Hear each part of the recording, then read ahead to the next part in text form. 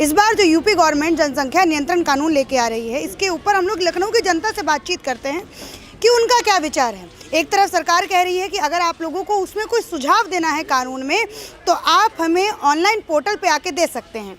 लेकिन उससे पहले हम लोग यहाँ की जनता से बातचीत करते हैं कि ये हमारे कैमरे और माइक के माध्यम से सरकार को क्या सुझाव देना चाहते हैं और ये नए जनसंख्या नियंत्रण कानून के बारे में क्या सोचते हैं। तो आइए चलिए बातचीत की शुरुआत करते हैं। अच्छा, अगर मैं आपका नाम पूछूं, भैया क्या नाम हुआ आपका? मेरा नाम अज़ाहिर खान है। ठीक है, अज़ाहिर खान जी, एक बात बताइए, आप टोपी वोपी नहीं, दाढ़ी वाड़ी नहीं रखते? नहीं, हम तो वैसे ही हैं, ऐसे बिना दाढ़ी इसके या उसके भी, टोपी के भी।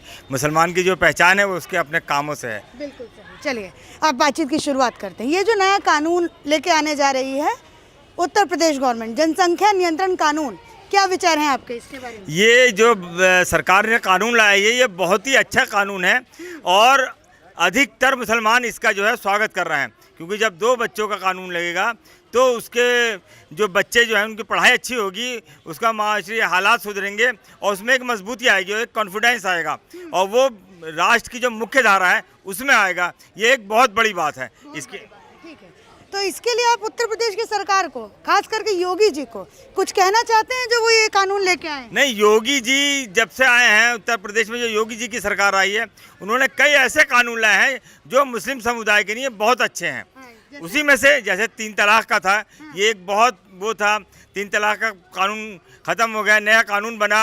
और उसी तरह से 35 से कश्मीर के जो 370 धारा थी, वो अब बिला वजह एक टेंशन रहता था देश में, वो ख़त्म हुई। इसी तरह से मुसलमानों की तरक्की के लिए ये जनसंख्या नियंत्रण कानून है, हम इसका स्वागत करते हैं। कैसा लगा भैया ये कानून सरकार लेके आई है? नहीं, बहुत अच्छा कानून है, क्योंकि नारा है ना पुराना कि हम 2 हमारे 2, पढ़ेगा इंडिया बढ़ेगा इंडिया, तो 2 बच्चे होंगे तो ज़्यादा अच्छी परवरिश हो सकेगी उनकी। तो पढ़ेगा इंडिया बढ़ेगा इंडिया, ये विपक्षी दलों को क्यों नहीं आता समझ? वो तो कह रहे हैं भैया घुमाने फिराने के लिए ये कानून लेके आ रही है। अब जिसकी इतनी समझ होती है उतनी बात करेगा ये, लेकिन यह बेहतर है सबके लिए, ये कानून ये है। अच्छा, आप बताइए भाई, आपके लिए कानून कैसा है? नहीं, ठीक है कानून, ठीक है कानून। कोई सुझाव देना चाहेंगे क्या योगी जी को? मतलब ठीक है, मतलब जिस तरीके से मामला चल रहे हैं उस हिसाब से तो बस कम बच्चे ही तो जरूरी है।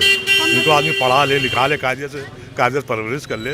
जरूरी थोड़ी कि 10 बच्चे, 4-4, 5-5 बच्चे हों। बच्चे होते होना जिनकी परवरिश कर ले कायदे से, उनको अच्छे से पढ़ा ले, लिखा ले और उनकी अच्छे से देखभाल कर ले बस।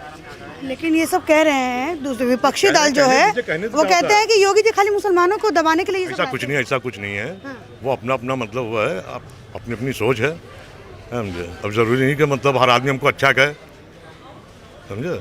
100 में 2-4 ऐसे होते हैं जो हमको खराब भी कहते हैं। अच्छा, योगी जी जो पहले लव जिहाद का कानून लेके आए, फिर धर्मांतरण के ऊपर भी कानून लेके आए, अभी आपका जनसंख्या नियंत्रण पर कानून लेके आए, तो क्या चाहेंगे आप अपने प्रदेश के मुख्यमंत्री को? नहीं, ठीक है, उनका जो डिसीजन है सही है। हाँ। उन पे ये बड़ा इल्जाम लगता है कि मुसलमानों से उनका बड़ा वो है, इस वजह से वो ऐसे कानून लेके आते। इस पे क्या कहिएगा? अरे अब ठीक है, वो अपोजिशन है, जो भी कुछ कहे। अब हम लोग तो कोई ऐसी बात तो नहीं करते हैं। हाँ। आपके लिए आपके मुख्यमंत्री सही? ठीक है, कोई दिक्कत नहीं। जो कानून लेके आ रहे हैं वो सही है? हाँ, ठीक। आपका नाम क्या हुआ भैया? रईस, ठाकुर राजा रईस। ठीक है। ऐसा है, हाँ। मैं पहले तो बधाई दूंगा यूपी के महंत योगी आदित्यनाथ जी को, क्योंकि चाहे जन नियंत्रण का कानून हो, चाहे ट्रिपल तलाक का मामला हो मोदी जी का, चाहे 35 हो, NRC वाला, सब पे मुसलमान का जो मामला है, जो मुसलमान पढ़ा लिखा नहीं है, तो जब तक 1000 पैदा करता है तो वो जो है सेकुलर होता है। जब वो 1100 पैदा करता है तो वो प्रोटेस्ट करता है जा करके धरने प्रदर्शन में NRC के विरोध में। अच्छा। इसलिए जहाँ तक कि ये कॉमन सिविल कोड की बात है, जन नियंत्रण के ऊपर, इस पर मैं बधाई दूंगा, क्योंकि मुसलमान देश में, उत्तर प्रदेश में दोष मुक्त होगा। जैसे राम मंदिर का मामला था, राम मंदिर का जब निर्णय आया तो एक हिसाब मुसलमानों के नबी थे, इमाम हिंद थे, कोई दंगा नहीं हुआ, कोई फसाद नहीं हुआ, राम मंदिर बन रहा है। इसी तरीके से जन नियंत्रण कानून आ रहा है, तो इससे तो दोष मुक्त हो जाएगा। 2 बच्चे पैदा हो गए तो आराम से मुसलमान उसको खिला सकता, पिला सकता है, शिक्षा दिला सकता है। हम 2 हमारे 2 के ऊपर चलेगा, इसलिए अर्थ में भी मजबूत होगा हिंदुस्तान। और योगी जी को बार बार मैं बधाई दूंगा कि बहुत अच्छी पहल है, मोदी जी को बधाई दूंगा कि बहुत अच्छी पहल है, ये आना ही चाहिए। इससे जो देश का सेकुलर भारतीय मुसलमान है बहुत खुश है, बहुत खुश है। इस्लामिक पैटर्न पे सरकार चल रही, इसके लिए मैं अभी बधाई देता हूँ। आज तक की जितनी सरकारें चली इस्लामिक पैटर्न पे नहीं थी। इस्लामिक पैटर्न पे सरकार चली मतलब तलाक आई या कि नहीं आया, मुसलमान बहनों को न्याय मिला कि नहीं मिला, जाती थी, तलाक होती थी, बर्तन मुसलमान थी जा करके। आज जो है तलाक के ऊपर प्रतिबंध लगा हुआ कि तलाक नहीं दे सकता। न्याय मिला कि नहीं मिला? तो इस्लामिक पैटर्न पर सरकार हुई कि नहीं हुई? आप बताइए, मैं आपसे पूछ रहा हूँ, इस्लामिक पैटर्न पे हुई कि नहीं हुई? आप बताइए, आपसे मैं पूछ रहा हूँ। अगर हिंदू मुस्लिम विरोधी होती तो ट्रिपल तलाक तो कहते शरीयत का मामला है, मुसलमान जाने जा करके है। तो ये इस्लामिक पैटर्न पे सरकारें चल रही, भारत सरकार भी, यूपी सरकार भी, जहाँ जहाँ बीजेपी सरकार है वो इस्लामिक सरकार है। आप कहीं से भी उठा दी, किसी भी एंगल से ले लीजिए, मोदी सरकार, योगी सरकार इस्लामिक सरकार है। मैं शुरू से कहता हूँ इस्लामिक सरकार है, क्योंकि 1441 से पूर्व में जब इस्लाम यहाँ नहीं था, पहली केरल में मस्जिद हिंदू राजा ने दिया। और जब यहाँ इस्लाम नहीं था, उस समय जब हिंदू हमारे पूर्वज हुआ करते थे, तब हमारे, मैं खान हूँ, खान का मतलब हमारा गोत्र हुआ भगवान श्री राम, क्षत्रिय थे, तो हमारे नबी हुए कि नहीं हुए, इमाम हिंद हुए कि नहीं हुए? तो वो हमारे नबी, तो उनका मंदिर बना, हमको खुशी हुई। अब ये ज्ञान उनमें नहीं है, और शिक्षा के लिए हुजूर सल्लल्लाहु अलैहि वसल्लम ने कहा, किसमें ज्ञान नहीं है? हमारे जो पढ़ा लिखा समाज जो अनपढ़ आ रहा है, बेचारे स्कूटर बना रहे, पंचर बना रहे, उनके पास शिक्षा नहीं है, गरीबी की वजह से, क्योंकि बच्चे ज़्यादा हुए, इसलिए नहीं पढ़ा पाए, कुछ नहीं कर पाए। अब जो ये कानून आया है, इससे अर्थ में वो मजबूत होंगे, एक कहीं ना कहीं ज्ञान आएगा। जो शुरू हुजूर सल्लल्लाहु अलैहि वसल्लम ने फरमाया था कि शिक्षा के लिए चीन जाना पड़े तो जाओ, आज वो शिक्षा फिर वापस आ रही है मुसलमानों के पास इसी कानून से।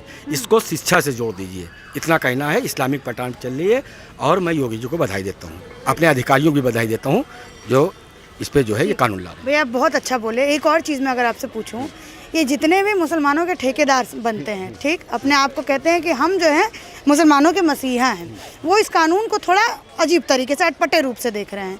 कह रहे हैं कि ये कानून जो है वो मुसलमानों के लिए ही लाया गया है, कि हिंदुओं में तो ऐसा कुछ होता नहीं है, हिंदू तो फिर भी रुक जाते हैं। देखिए ऐसा है, जो लोग ये कह रहे हैं, पहली बात तो वो अल्लाह के भेजे हुए प्रतिनिधि नहीं है, क्योंकि वो स्वार्थ में काम करते हैं। गैर राजनीतिक संगठन जो होगा वो ऐसा कभी नहीं कह रहा होगा, ये मैं आपसे पूछ रहा हूँ।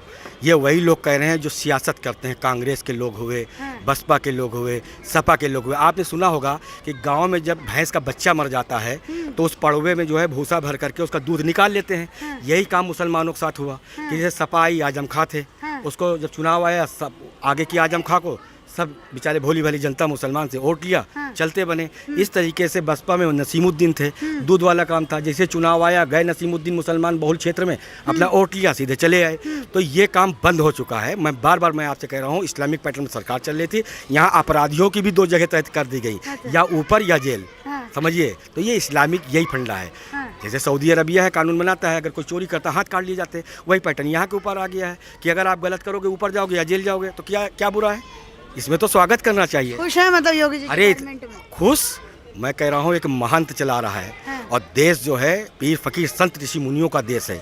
इन्हीं लोगों को चलाना चाहिए, क्योंकि उनके ना कोई आल है ना औलाद है। वो किसके लिए करेंगे? आप बताइए किसके लिए करेंगे? ना कोई कुछ है ही नहीं उनका। जो भी उनके पास आ रहा है, मुख्यमंत्री हैं, उनको मिल रहा होगा 80-90 हज़ार रुपया जो विधायक उनको मिलता है, वो अपने सीधे मठ में जा रहा है, भोजन बांट रहे हैं, ये सब कर रहे हैं बेचारे। उनका तो कुछ है नहीं, किसके लिए करेंगे? इसलिए इस्लामिक पैटर्न पर सरकार है और रहेगी, इसके लिए बहुत खुश हूँ मैं। अब अगर मैं अखिलेश के बारे में आपसे पूछूं, बड़ी इंटरेस्टिंग बातें बोल रहे हैं। अखिलेश के बारे में अगर पूछूं, 2022 में क्या मुद्दा पे लड़ाई करेंगे? ऐसा है, अखिलेश जी को विरासत में सीट मिली, ठीक, तो हमारे यहाँ कहावत कही गई कि फ्री की गंगा हराम की गोता, जितनी डुबकी मारना हो मारो, कोई पैसा नहीं लगेगा। तो उनको विरासत में मिला है, इसलिए मैं वो क्षेत्रीय दल है उसकी मैं बात नहीं करता हूँ। राष्ट्रीय स्तर पर चल रहा है, हमारा विश्व गुरु कहला रहा है इस समय। विश्व गुरु की अगर आप बात करोगी तो अखिलेश कहीं पिक्चर की एडवर्टाइजमेंट में नहीं आते हैं। अच्छा। कहीं एडवर्टाइजमेंट में नहीं आते। ये क्षेत्रीय पार्टियां हैं, धीरे धीरे खत्म हो रही। बसपा थी, वो अभी बसपा आएगी, अपने टिकट बेचेगी, लोगों को देगी टिकट, वो हारेंगे जीतेंगे, जैसा भी होगा वो जाने, उनका काम जाने। लेकिन ये राष्ट्रीय स्तर की पार्टियां हैं, सही काम चल रहा है। अब वो सब भूल जाए जो वो ज़माने आते थे, सब भूल जाए। अच्छा, उस ज़माने में क्या क्या होता था? उस ज़माने में जो है महिलाएं निकल नहीं पाती थी। उस ज़माने में इनके पास ज़्यादा पैसा हो जाता था, छिन जाता था। उस ज़माने में भूमि पे कब्जा होता था।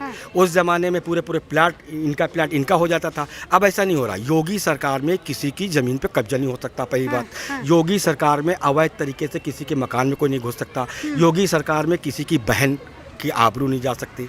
योगी सरकार में स्वतंत्र है, लोकतंत्र का असली मजा है। मैंने सीधे बता दिया। लेकिन विपक्षी बोलते हैं कि योगी सरकार में कोई सुरक्षित नहीं है, एनकाउंटर हो जाता है सबका। दुख तो इस बात का है कि विपक्षी अब रहा कहाँ। भाई आप बताइए कि अगर इन्होंने 4-5 व्यक्ति मारे हैं तो वो भी तो किसी के भाई थे, बहन थे। आप बताइए, बहनें थी नहीं, आपने हत्या कर दी, तो उसकी कौन सी जगह होनी चाहिए? उसकी कौन सी जगह होनी चाहिए? या तो जेल या ऊपर। तो यही तो कर रही है सरकार। जिनके साथ ये हो रहा है, ये गरीबों को लूट करके खूब बनाने के बाद अब छीन रहा है, जब्त हो रहा है, तो अब बुरा लग रहा है उनको। जातवाद की वो राजनीति करते हैं, इसलिए ऐसा उनको लग रहा है। कहीं कुछ नहीं, सेकुलर सरकार चल रही है, राष्ट्रवादी सरकार चल रही है, विश्वगुरु भारत कहला रहा है, बहुत अच्छी सरकार चल रही है, इस्लामिक पैटर्न पे चल रही है, मुसलमान बहनें खुश हैं, हम लोग खुश हैं, और क्या चाहिए। अच्छा भैया, एक चीज़ अगर मैं और पूछूं आपसे, ये जो जनसंख्या नियंत्रण कानून है, इसको लेकर के ही कहीं ना कहीं भाजपा के अंदर में ही मुझे वो दिख रहा है, भाजपा के अंदर तो नहीं, लेकिन जो संगठन उससे जुड़ा हुआ है उसमें ही मुझे कहीं ना कहीं खोट नज़र आ रहा है, मतभेद नज़र आ रहा है, खोट तो नहीं बोलूँगी। विश्व हिंदू परिषद, ठीक, वो कह रहे हैं कि पूरा कानून तो ठीक है, लेकिन जो एक चाइल्ड वाली जो पॉलिसी है ना, एक चाइल्ड वाली पॉलिसी, एक बच्चे वाली पॉलिसी, ये खराब है, इसको ख़त्म करनी चाहिए। एक बड़ी बात बताते हैं, विषय यहाँ के ऊपर ये है कि 15 करोड़ मुसलमान, 1 अरब 15 करोड़ बहुसंख्यक, ठीक है। अब जनरेशन के ऊपर अगर ये बदबद के इनको अवार्ड दिया जाए कि बदबद के बच्चे पैदा करो, कर ही नहीं पाएंगे। बदबद के मतलब? मेरा कहने का मतलब है, मैं लोकल भाषा अवध की इस्तेमाल कर रहा हूँ। मैं कह रहा हूँ इनसे कहा जाए, राष्ट्रपति कहे कि तुमको जो है हर साल एक न्यू ब्रांड मर्सिडीज देंगे, साल में 2 बच्चे पैदा करो, तो ये कर पाएंगे? ऐसा हो ही नहीं सकता। तो जो रेशियो चल रहा है, रेशियो परसेंटेज में हिंदू मैथोलॉजी का बड़ा है। 1 अरब 15 करोड़ लोगों का जो रेशियो आएगा, उनके बच्चे ज़्यादा होंगे। ये 15 करोड़ हैं, इनके कम होंगे। तो जब कम होंगे तो सबसे पिछड़ा यही चल रहा। पहली बात तो जैसे अल्पसंख्यक की बात करेंगे तो अल्पसंख्यक में ये लोग नहीं आते हैं, लेकिन ये दुर्भाग्य है जो इनको अल्पसंख्यक माना जा रहा। अल्पसंख्यक मान ही नहीं जाना चाहिए, क्योंकि परसेंटेज इनका ज़्यादा है। अल्पसंख्यक तो जैन हैं, सरदार हैं, ये लोग अल्पसंख्यक हैं। उस हिसाब से देखा जाए, जैसे छत्री है, छत्री मात्र यहाँ के ऊपर बहुत ज़्यादा 8% होगा, वो भी अल्पसंख्यक हो जाएगा क्या? ऐसा तो नहीं हो सकता। इसलिए मुसलमान सबसे ज़्यादा पिछड़ चुका है सिर्फ जनरेशन के मामले में, क्योंकि उनके बच्चे ज़्यादा हैं। किसी के 8 हैं, जैसे मैं हूँ, 5 बहनें, 2 भाई, क्या हो गए 7, 1 बहन ख़त्म हो गई, 8 थे। तो इस तरीके से कहीं ना कहीं था, अगर 2 होते तो क्या होता, ज़्यादा हमको मिलता, ज़्यादा अर्थ में हम मजबूत होते, कहीं ना कहीं किसी का भला करते। जैसे हुजूर सल्लल्लाहु अलैहि वसल्लम ने कहा कि जितनी ज़रूरत हो उतना रखो, उसके ऊपर हो बांट दो। किसको बांटो? ज़रूरतमंद गरीब लोगों को। तो ये लोग बांट ही नहीं पा रहे हैं, क्योंकि ये ऑलरेडी पहले से इतने कमज़ोर हैं। तो अब जो कानून आ रहा, अब ये बराबरी के दर्जे में आ जाएंगे, बिल्कुल बराबरी के आ जाएंगे। 2 बच्चे होंगे, खूब आराम से सुकून से पढ़ेंगे, लिखेंगे, खाएंगे, पिएंगे, सारे दुनिया के शौक़ पूरे करेंगे। और सरकार की जो निधि आ रही, जो उपलब्धि है, वो भी इनको मिलेगी।